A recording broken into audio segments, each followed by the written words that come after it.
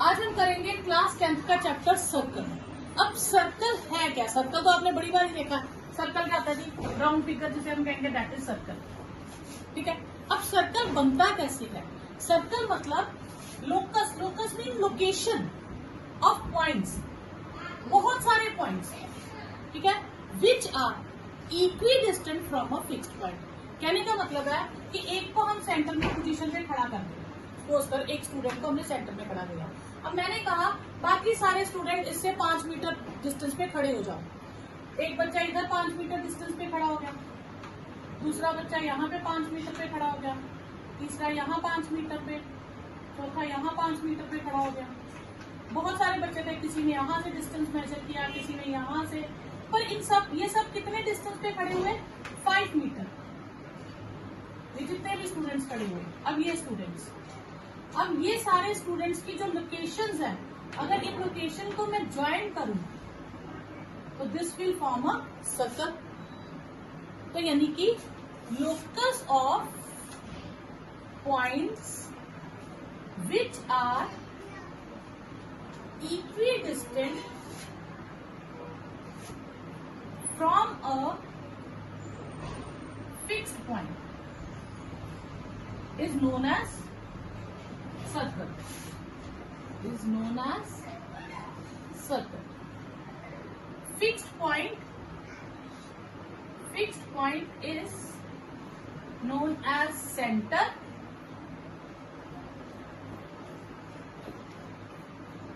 And fixed distance is known as radius. तो ये आपको पता चल गया रेडियस और सेंटर क्या होता है सर्कल में। ठीक है। अब हम सर्कल की बात करें तो सर्कल में हमने सीखा है ये हो गया हमारे पास पॉइंट सेंटर, और सेंटर से जितनी दूर होंगे ये हो गया रेडियस। ये तो आपने पहले भी पढ़ रखा है। ठीक है।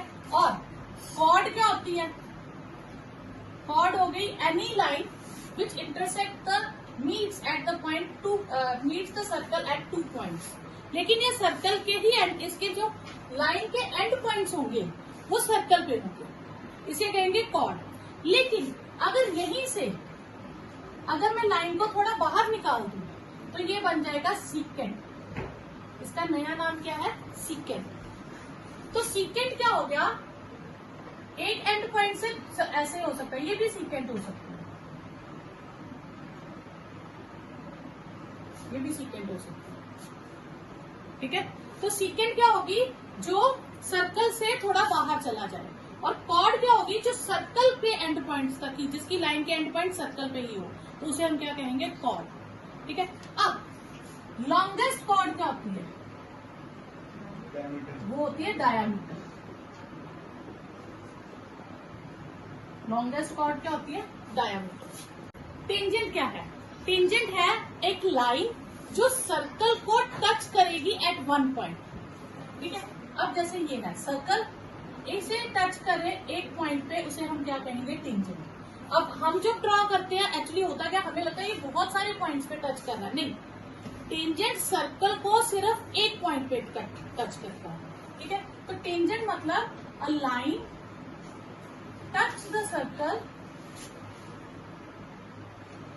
at 1 point। एक पॉइंट पे ही वो टच करेंगे। ठीक है। अब सर्कल में कितने पॉइंट्स होते हैं? इनफाइनाइट। तो सर्कल में टेंजेंट्स कितने बन सकते हैं? इनफाइनाइट। तो फिर हम लिखेंगे there are infinite many tangents in a circle. एक सर्कल में कितने टेंजेंट्स होते हैं? इनफाइनाइट। नेक्स्ट फिर आ जाता है, इसमें दूसरा क्वेश्चन आता है कि एक टाइम पे कितने पैरेलल टेंजेंट्स हो सकते हैं? अब दो ही पैरेलल, जैसे मैंने एक टेंजेंट बनाया सपोज, उसके पैरेलल जो भी टेंजेंट होगा, कोई एक ही टेंजेंट उसके पैरेलल होगा ना, एक से ज्यादा टेंजेंट तो पैरेलल हो ही नहीं सकते। तो फिर there are 2 parallel tangents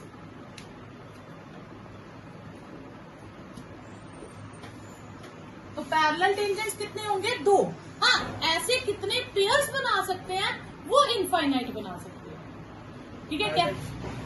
at same time होगा ना, नहीं, टू पैरेलल टेंजेंट्स, ठीक है, एट अ टाइम ले लो। या अब कितने पेयर ऑफ टेंजेंट्स बनेंगे पैरेलल, वो बहुत सारे हैं।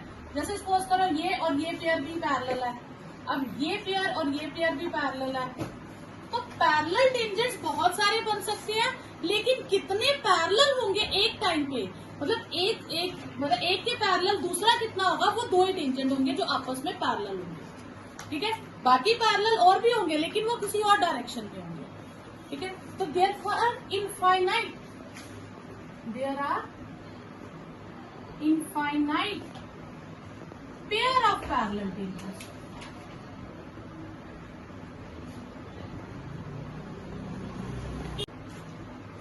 Theorem है first theorem, prove that the tangent at any point of the circle. तो अब हम ले लेंगे सर्कल और एक पॉइंट पे ले लेंगे टेंजेंट। अब इसमें एक वर्ड आपने नया पढ़ा, पॉइंट ऑफ कांटेक्ट। तो जिस पॉइंट से हम टेंजेंट ड्रॉ करते हैं उसे कहते हैं पॉइंट ऑफ कांटेक्ट। तो पॉइंट ऑफ कांटेक्ट क्या हो गया, सर्कल और टेंजेंट का जो कॉमन पॉइंट होता है उसे हम कहते हैं पॉइंट ऑफ कांटेक्ट। और एक सर्कल पे एक ही पॉइंट ऑफ कांटेक्ट होगा, क्यों? क्योंकि टेंजेंट और सर्कल किसी एक पॉइंट पे मीट करते हैं, दो पॉइंट्स पे मीट नहीं करते। तो एक टेंजेंट का एक पॉइंट ऑफ कांटेक्ट, तो जितने टेंजेंट्स उतने पॉइंट ऑफ कांटेक्ट, क्लियर? तो ये एक टेंजेंट और एक पॉइंट ऑफ कांटेक्ट होगा।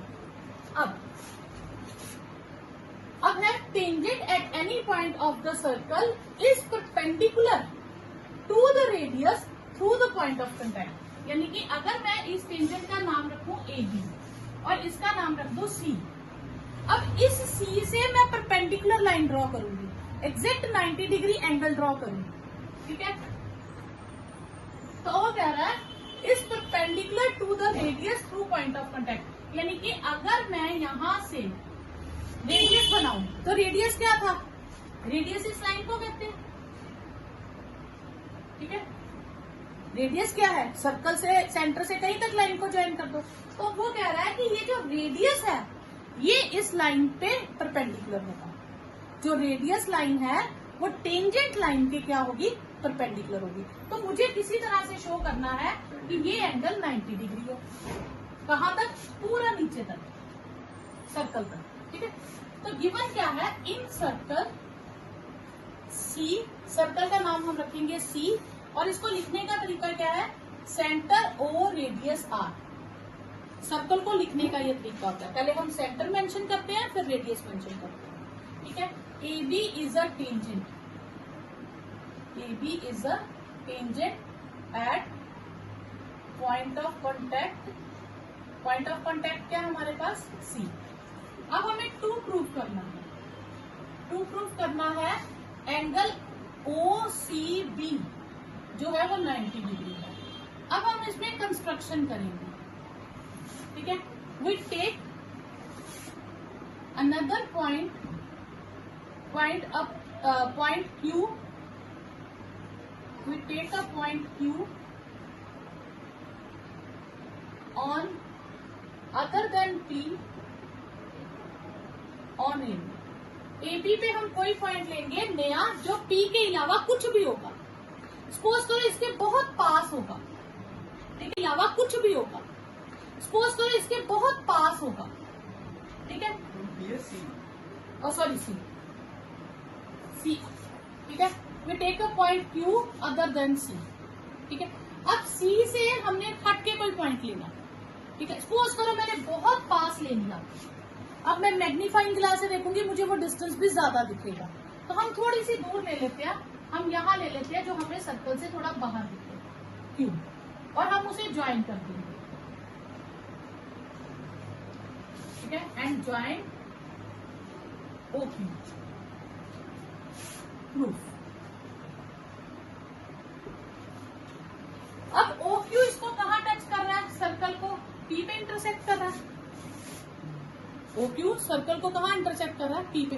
थोड़ी दूर लेना, डायग्राम में अगर पास लोगे तो आपकी डायग्राम आपको खुद समझ नहीं आएगी बाद में, ठीक है। अच्छा, अब OP क्या है हमारे पास, रेडियस है, भी सर्कल पे टच कर रहा है।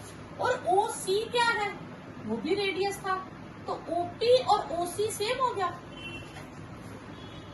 OP और OC सेम हो गया क्योंकि दोनों रेडियस है। अब OQ क्या है, OQ वो OP से बड़ा है, OQ OP से बड़ा है। मैं Q कहीं भी ले लूं, यहाँ लूं, यहाँ लूं, यहाँ कहीं भी Q ले लूं, वो सारे डिस्टेंसेस OQ के, यहाँ मैं Q लूं, कहीं भी ले लूं, कहीं भी लूं, वो रेडियस से ज्यादा ही होंगे। क्यों? क्योंकि जब मैं रेडियस से बाहर निकल के थोड़ा लेंथ बढ़ाऊंगी तो रेडियस से डिस्टेंस ज्यादा हो जाएगा। तो OP is greater than OQ is greater than OP, यानी कि OQ is greater than radius. तो मतलब मैं कहीं भी पॉइंट ले लूं वो रेडियस से ज्यादा ही आएगा। क्लियर? अब इसका मतलब जो रेडियस होगा वो स्मॉलेस्ट डिस्टेंस हो जाएगा। ठीक है, तो therefore radius is smallest distance from centre, या बिटवीन लिख लीजिए, between centre and tangent AB। ठीक है, तो यानी कि रेडियस सबसे छोटा डिस्टेंस हुआ, जो सेंटर और टेंजेंट के बीच का डिस्टेंस है। सेंटर और टेंजेंट के बीच तो बहुत सारे रास्ते बना सकते हैं हम, बहुत सारे रास्ते बना सकते हैं सेंटर से टेंजेंट तक जाने के, लेकिन सबसे छोटा रास्ता कौन सा बना, OC। और हमें पता है कि परपेंडिकुलर डिस्टेंस सबसे छोटा डिस्टेंस होता है। We know that perpendicular distance is smallest distance. So therefore OC is perpendicular to AB, so therefore angle OCB is 90. Clear? First question है how many tangents can a circle have? तो ये मैंने आपको लिखवाया था, circle में जितने points तो उतने टेंजेंट, और सर्कल में पॉइंट्स कितने होते हैं, इनफाइनाइट, तो टेंजेंट भी कितने होंगे, इनफाइनाइट। ठीक है, second filling the blanks. A tangent to a circle, circle tangent जो है सर्कल को कितने पॉइंट्स पे मीट करता है, 1 पॉइंट, क्योंकि एक ही पॉइंट पे मीट करता है, एक से ज्यादा पॉइंट्स पे मीट नहीं करता। Line intersecting a circle in 2 points, जो लाइन सर्कल को 2 पॉइंट्स पे कट कर जाए उसे मैंने क्या कहा था, क्या कहते हैं, सीकेंट, नहीं कट कर जाए, इंटरसेक्ट करे, मीट इंटरसेक्ट। ठीक है, a circle can have dash parallel tangent at most, तो पैरेलल कितने होते हैं, 2, ठीक है ना, एक टाइम पे 2 ही पैरेलल हो सकते हैं। द कॉमन पॉइंट, जो टेंजेंट ऑफ अ सर्कल और सर्कल का कॉमन पॉइंट का नाम क्या था, पॉइंट ऑफ कॉन्टैक्ट। सर्कल और सर्कल के टेंजेंट के कॉमन पॉइंट को क्या कहते हैं, point of contact. Clear? Next है a tangent PQ at a point P of a circle. अब यहाँ बच्चों को कंफ्यूजन होती है टेंजेंट PQ कैसे लेना है। कई बार बच्चे क्या करते हैं, ये टेंजेंट हमने ड्रॉ कर दिया तो बच्चे ऐसे ले लेते हैं PQ। अब आपको इसमें क्या फर्क है, क्योंकि उसने क्वेश्चन में दिया है, क्वेश्चन में है P ऑफ अ सर्कल, यानी कि P पॉइंट सर्कल पे है, तो P पॉइंट अगर टेंजेंट का भी है और सर्कल का भी है तो वो क्या होगा, पॉइंट ऑफ कॉन्टैक्ट हो जाएगा। क्यों हम यहाँ ले लेंगे, इधर लो या उधर लो, जिधर मर्जी ले, ठीक है। सो दैट अब सेंटर है उसका O, so that OQ is 12 centimetre, ठीक है, and radius is 5 centimetre, radius is 5 centimetre.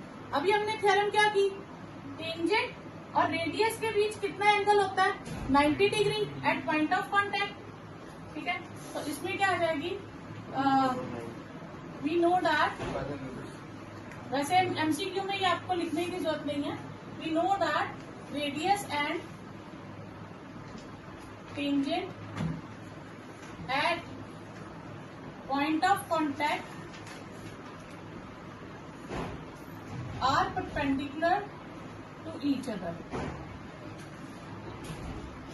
तो यहाँ क्या बन गई आपके पास, पाइथागोरस थ्योरम। तो in triangle TOQ angle P 90 degree का हो जाएगा। Therefore by PGT OQ square is OP square plus QP square। 12 का square OP is 5 square plus QP square। 144 25 plus OP square, तो 144 माइनस 25 किसके इक्वल हो गया? QP square. और QP square किसके इक्वल हो गया? 119 के। तो QP हो गया √119 सेंटीमीटर। तो डी फोर्थ ऑप्शन आपके पास करेक्ट हो जाएगा।